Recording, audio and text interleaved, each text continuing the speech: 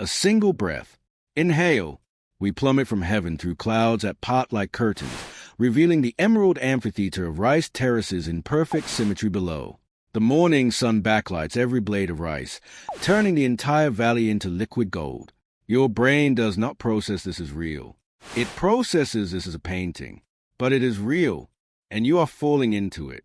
Extreme close-up of eyes, intense, hypnotic, piercing through the screen directly into your soul. Gold glints. Fingers bend backwards in impossible angles. The gamelan music begins, not as background, but as a heartbeat. Metallic, hypnotic, unforgettable. The Bali you know from Instagram is not Bali. That is a postcard. This is the island that eats postcard for breakfast and asks for seconds. Cracked volcanic rock erupting with neon green moss. Morning dew drips. A single offering sits atop, flower petals arranged with geometric precision, incense smoke curling upward like prayers given physical form. The smoke does not rise. It dances. You think Bali is just beaches? Just waves? Just sunsets with cocktails? Think again. Bali, beyond the postcard. Morning in Ubud. Mist hangs over the river valley like a blanket woven by ghosts. The sound of 1,000 birds. A rooster screams somewhere in the distance. The air is thick with humidity and frangipani. You can taste the flowers on your tongue. This is not the Bali of all-inclusive resorts. This is a Bali that existed before the tourists arrived. This is a Bali of temples that have stood for 1,000 years, of rice that has been planted by the same families for 40 generations, of gods who still walk among the living. The Balinese do not ask if you believe in their gods. They simply offer flowers and incense every morning, 3 times a day, because that is what you do. You honor the invisible. You feed the spirits. You keep the balance between the seen and the unseen. A woman walks to the temple at dawn. She carries offerings on her head, a pyramid of fruit, flowers, and rice. She does not wobble. She does not spill. She has been doing this since she was 5 years old, following her mother, who followed her mother, who followed her mother back through time to the beginning of everything. Her feet are bare against the stone. She does not feel the heat. She feels only the rhythm. The temple gates rise before her, split in two. The entrance to the universe. One half represents good. The other represents evil. You must pass between them to enter the sacred space. You must acknowledge both. There is no light without darkness. There is no joy without sorrow. This is not philosophy. This is architecture. Incense smoke fills a courtyard. A priest in white robes chants in a language older than Sanskrit. His voice rises and falls like waves. You do not need to understand the words. The words understand you. They bypass your brain and go straight to your chest. Something stays. Something ancient. Something you forgot you had. The rice terraces stretch to the horizon. Step after step after step, carved into mountainsides by hands that have been doing this since before Rome was built. Water flows through bamboo pipes, gurgling and singing. Each terrace is flooded precisely. Each terrace is harvested precisely. This is not agriculture. This is art. This is worship. This is survival. Farmers walk through the paddies, their hats conical against the sun. They do not look up. They do not wave. They are in conversation with something bigger than you.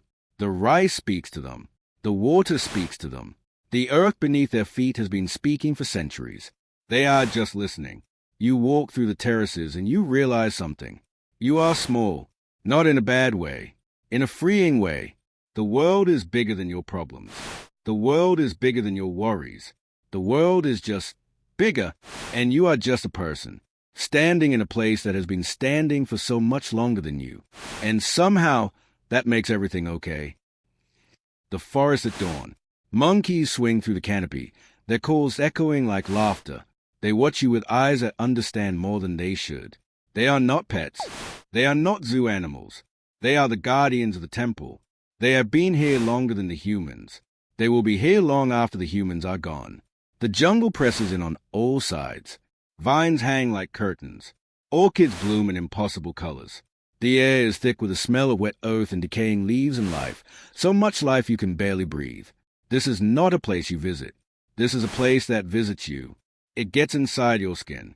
It stays there. Waterfalls crash into emerald pools. The sound is deafening. The spray is cool on your face. You stand at the edge and you think about all the people who have stood here before. The hunters, the gatherers, the kings, the priests, the farmers, the lovers, the mothers, the fathers, all of them standing right here, looking at the same water, hearing the same sound, feeling the same thing.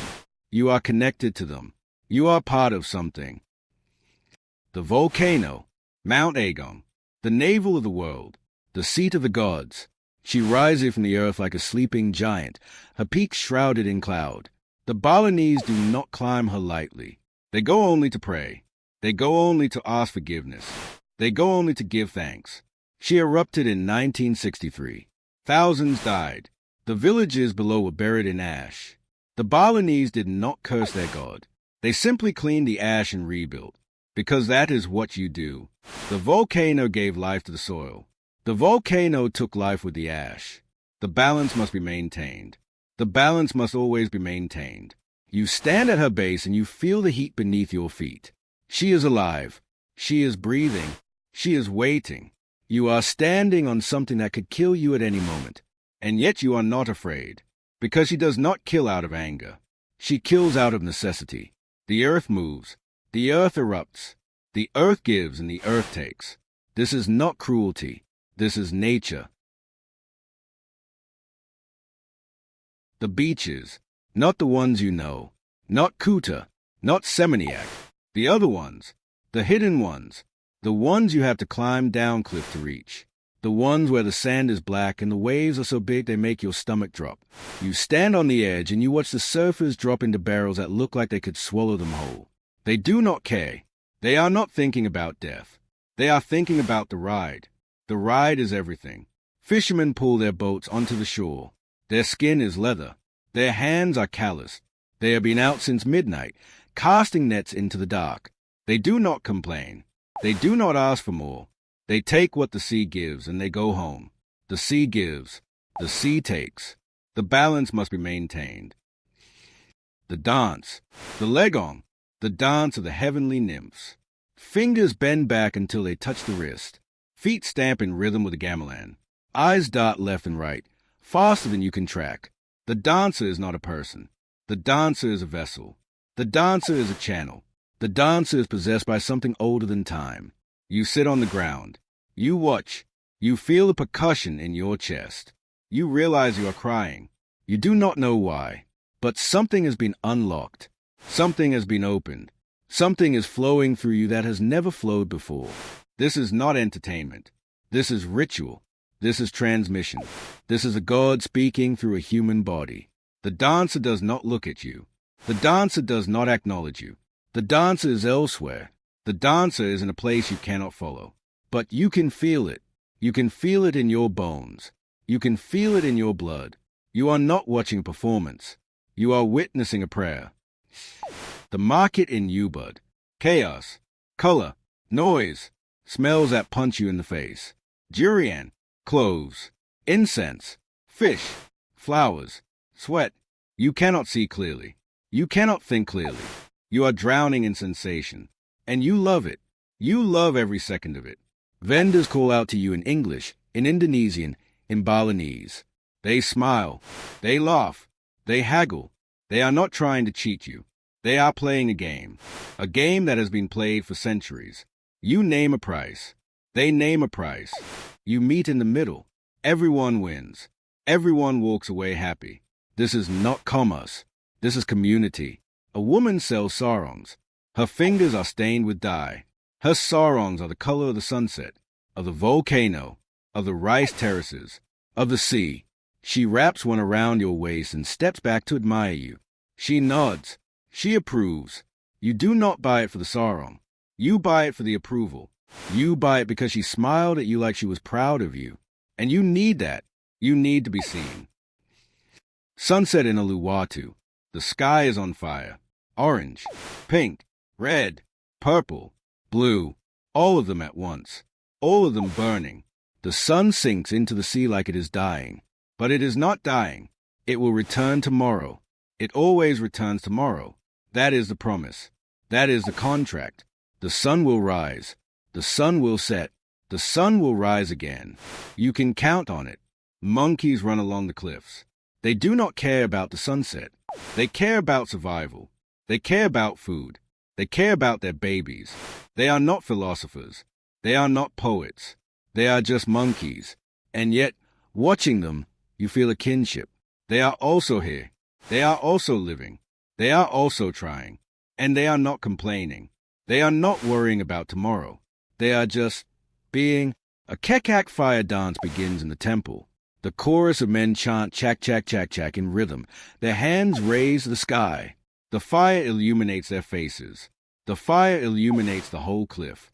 The fire dances. The men dance. The sky burns. The sea reflects. You are in the middle of it all. You are no longer watching. You are part of it. You are part of the dance. You are part of the fire. You are part of the sunset. You are part of the ritual. You are part of Bali. Night. The stars come out like they have never come out before. There are so many you cannot count them. There are so many they blur together. You lie on the beach. You watch them. You feel the sand beneath you. You feel the breeze on your skin. You feel the sound of the waves. And you realize something. You have been running your whole life. Running from something. Running to something. Running just run. You have been filling every moment with noise.